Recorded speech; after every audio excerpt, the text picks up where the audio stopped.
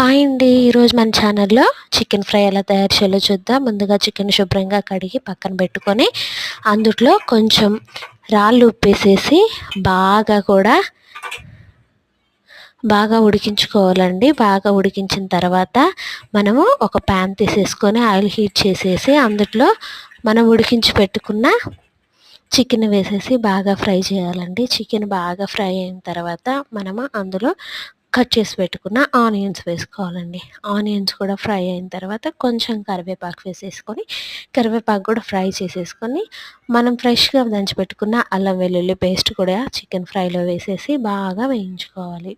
అల్లం వెల్లుల్లి పేస్ట్ పచ్చివాసన పోయిన తర్వాత అందులో ధనియాల పొడి, అలానే కారం, లాస్ట్గా చికెన్ మసాలా వేసేసి లాస్ట్ అండ్ ఫైనల్గా కొత్తిమీరతో మనం సర్వ్ చేసుకుంటే వేడివేడిగా చికెన్ ఫ్రై రెడీ అయిపోతుందండి.